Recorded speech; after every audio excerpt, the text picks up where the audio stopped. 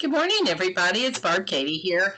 It's a fabulous day in West Virginia. We've had some really colorful fireworks last night because a big thunder cell moved through. But everything's calm and quiet and sunny and greener than green today. So it's a wonderful day in my neighborhood, and I hope it is with yours too as this week begins. Over the weekend, prior to the thunderstorm on Sunday, it was very nice, so I spent most of my time working out in the garage and outside and getting things ready to do some planting because my Aunt Eleanor has checked the Farmer's Almanac and she's agreed that it is safe to plant most of the things I usually plant every year. And of course, we have to go with her advice because she's always been the family's green thumb. While I was getting things ready out in the garage and cleaning some stuff out that had gotten thrown in there, for lack of a better word, during the winter months, I was thinking. And what I was thinking about is ways to simplify life. It seems like every time I begin to clean, I think of why do I have so much stuff? How can I make things simpler, easier, more handy, more convenient? You know the drill. And so I was boxing things up to be donated and some things to be thrown out. And when I was doing it, that led me to think of all the stuff I have and how much stuff I have that I don't really need. And so that led my brain to think about all the choices I have each and every day about what I do or do not do to be my healthiest self. And one of them, of course, is what do I choose to eat? How do I choose to eat it? How do I prepare it? Do I prepare it in the healthiest manner or not? And how much of it I eat. And when I got to that part of the equation, I said to myself, well, I use the same plate every day. I put the food on the plate and enjoy the meal. Well, which plate am I using? Because I have a cupboard that has several different sized plates. And basically, that led to me to think about portion control, which, as we all know, is a huge part of what we do when it comes to managing our food intake. It's not just what you eat, but it's how much of what do you eat. Um, and I went back in the kitchen and I got to looking at some plates that I had inherited from my mom. And these plates are 8.5 inches across. And they are her dinner plates, her good dinner plates.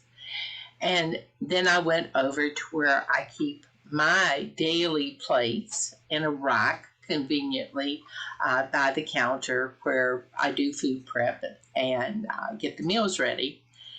And I measured them. And those plates are 12 inches across. They're Fiestaware plates.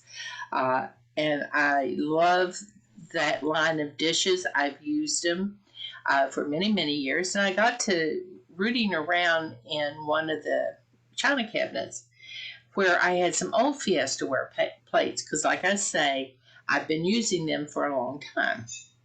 Well, I found out that some of the Fiestaware plates that I went to housekeeping with were also 8.5 inches long or across and their diameter.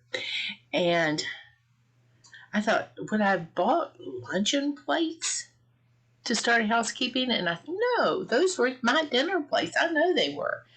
And in these last years, and it's been a lot of years, it's been decades, in fact, plate sizes have gone up increasingly.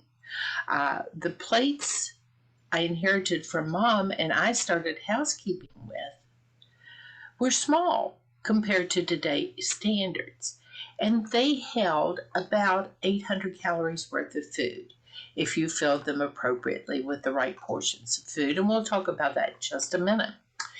And these plates, and I did the math on them.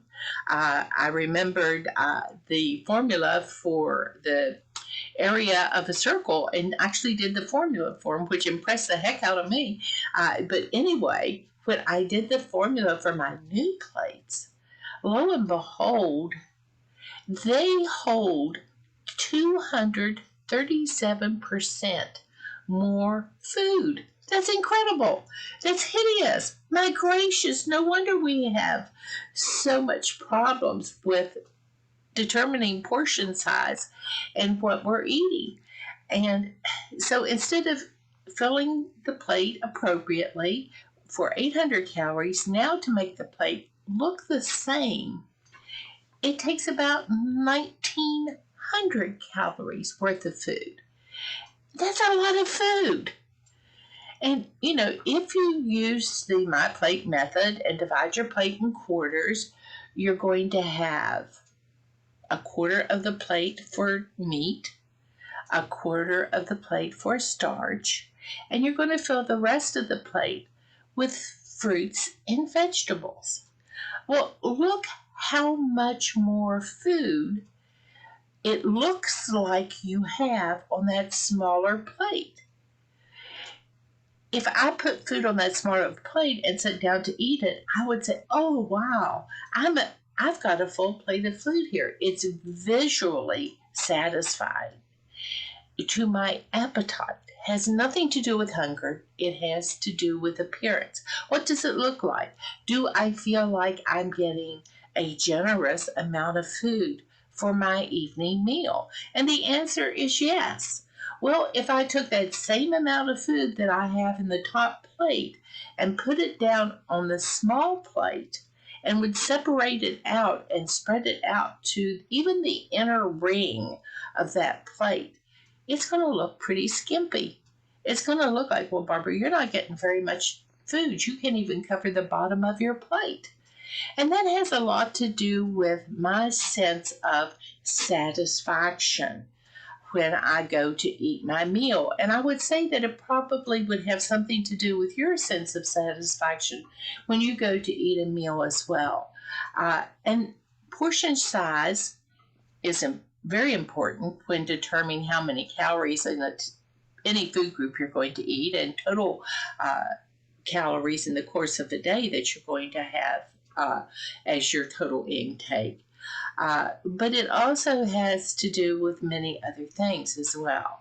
Without realizing, if I did the same thing with the large plate that I would do with that small plate and fill it full, I would be eating a lot more food. And that would not be helpful. In fact, just in one meal, I would be well over the daily number of calories that is my target goal on average throughout the week. It would leave virtually nothing for me to have for breakfast or for lunch or for dinner or for a snack after dinner. It would all go in my evening meal. And I would certainly not be happy with that, but it is a fact, as I came to realize when I looked at the real difference in the area that I am placing food upon in my efforts to manage my weight. Now, one of the advantages of using the same size plate and initially doing your measurements, you get a good sense of how much it takes to appropriately fill your plate. But if you change the plate size, all bets are off. We are not good guessers when it comes to portion size. And it's always a good idea to get out the measuring cups and the scale periodically just to do a quick checkup on ourselves to make sure that size has not inadvertently increased.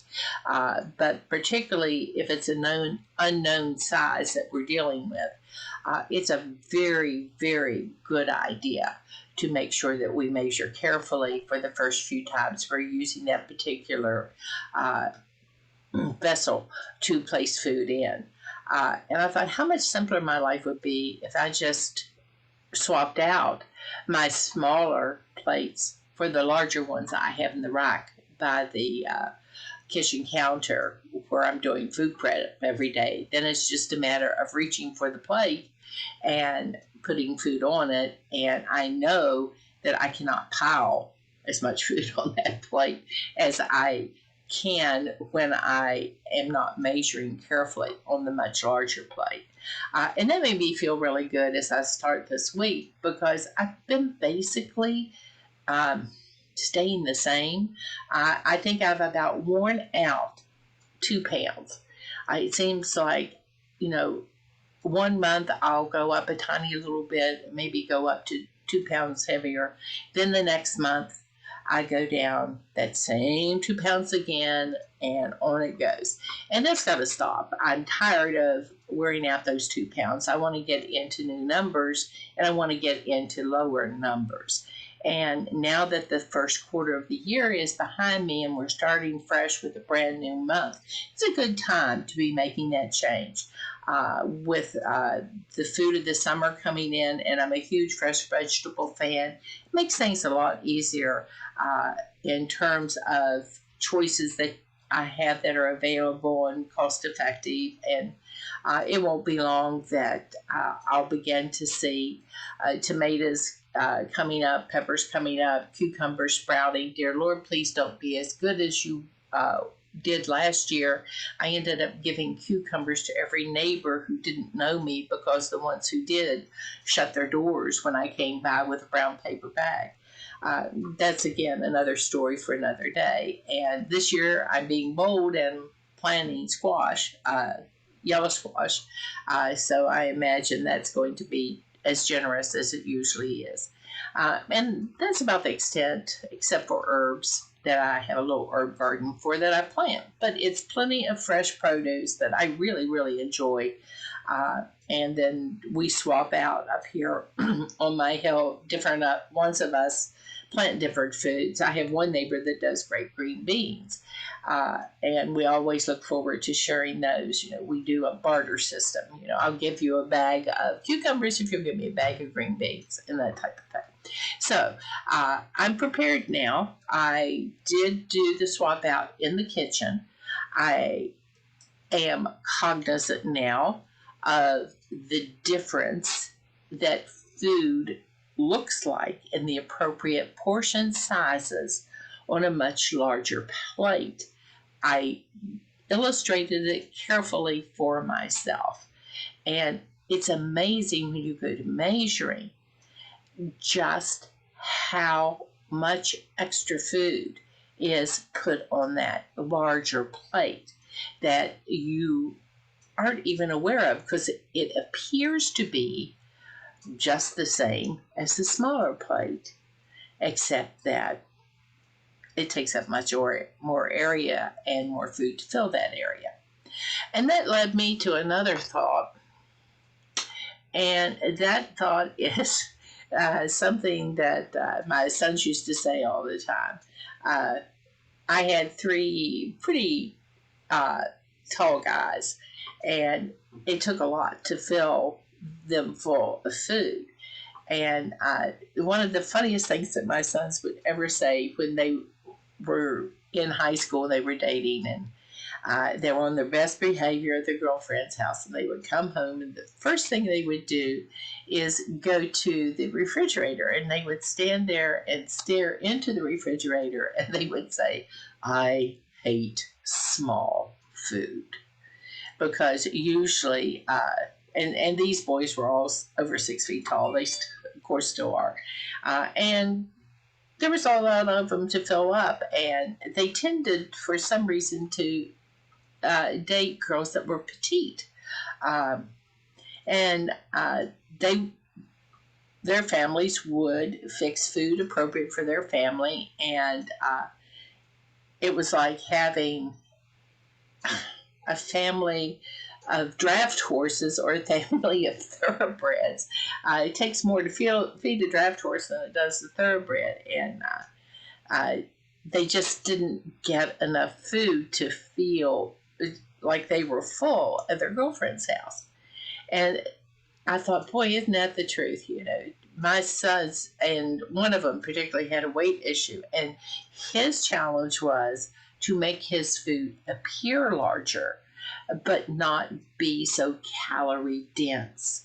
Again, that's a matter of what the caloric level of a certain portion of a food is. And I made up on my own this little illustration that I'm going to show you next that really helps me at different times. Sometimes I just want to feel like I'm being very generous if in what I'm eating. And this is a good illustration. Both of these images, and they're to scale, um, have the same caloric and nutritional value. Isn't that hard to imagine? Uh, the one with the glass of milk, and that's a glass of skim milk, it's skim milk, puffed wheat, and strawberries. Well, the portion size for one starch, one fruit, and one milk for this food by volume is gigantic. You almost have to get out a vegetable bowl to put it in because you have a cup and a half of strawberries, a cup and a half of puffed wheat, and a glass of skim milk. Well, on the other side, again, it's one milk, one starch, one fruit. But what you have is some low-fat yogurt, a sliced half ripe banana, and some crunchy granola. And the one on the right is a little bit less than a cup, where the one on the left is well over 3.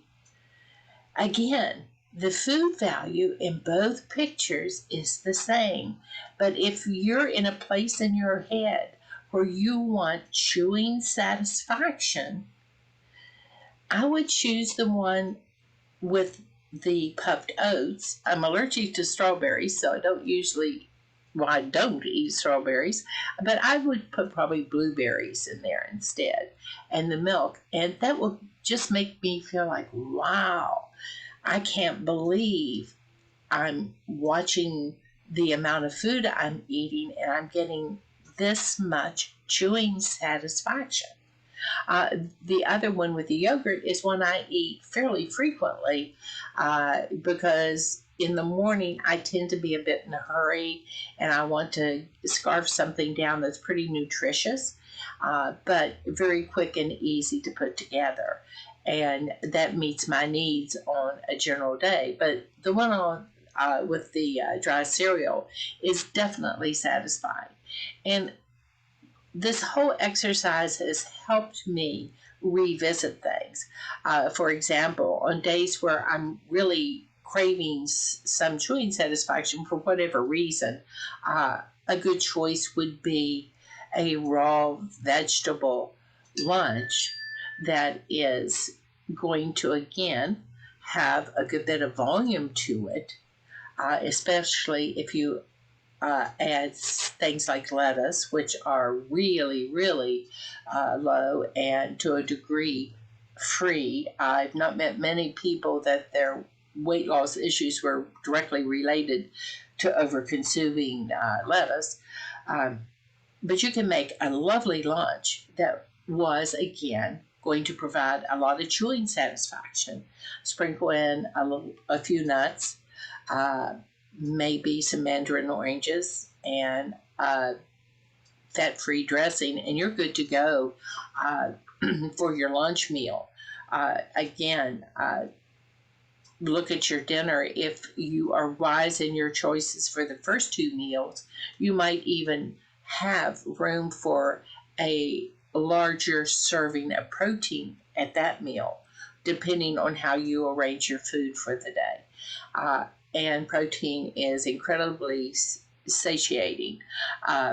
So there are all kinds of ways when I was looking at how I'm eating and what I'm wanting to do to move myself forward and out of the rut I have found myself in this winter with just Up a quarter pound, down a quarter pound, up a half a pound, down a half a pound. You know how the routine can get established when you're not being diligent with what you're doing. So I've been looking at ways that I can make good, healthy changes that are easy, that are simple, that are actually fun to do. And what I was thinking about when I put this picture together is I have three things that I usually eat for breakfast, and they're all pretty standard, pretty quick. I know exactly what the food value is, so there's no guessing about it. And is there a way to do it different? Same food, just different quantities by the type of food it is. Again, we've got a fruit, a starch, and a milk in both images, and yet they appear quite differently. And with that, plus the decision to start using my timer more and make myself get up every hour and have at least 10 minutes of activity on the days when I'm in my office, I am confident that that scale this month is going to continue to show a downward trend. I'm going to my chapter after a bit, and this has been a good week. According to my scales and down, hopefully my chapter scales will agree with my scales. They usually do. But regardless of what the number shows, I know I've made a good, positive, significant change, and I'm confident if I can't keep doing the best I can, working the plan I've set up, that the results I really want to see are going to manifest themselves eventually. It, might take a day or two or a week or two, doesn't matter. I'm on this journey for the long haul, and I hope, like me, you're trying to go to what I call good health, maximum health, not to some arbitrary number on a scale that somebody has written on a piece of paper, because that's not what the journey's about. The journey is about living your best life, feeling the best you possibly can, dealing with whatever issues that we have to do with as life unfolds for us, and finding the joy in each and every day. And that is what I wish for you on this lovely, lovely Monday, is joy in the journey. Have a good day, and I'll talk to you later. Bye for now.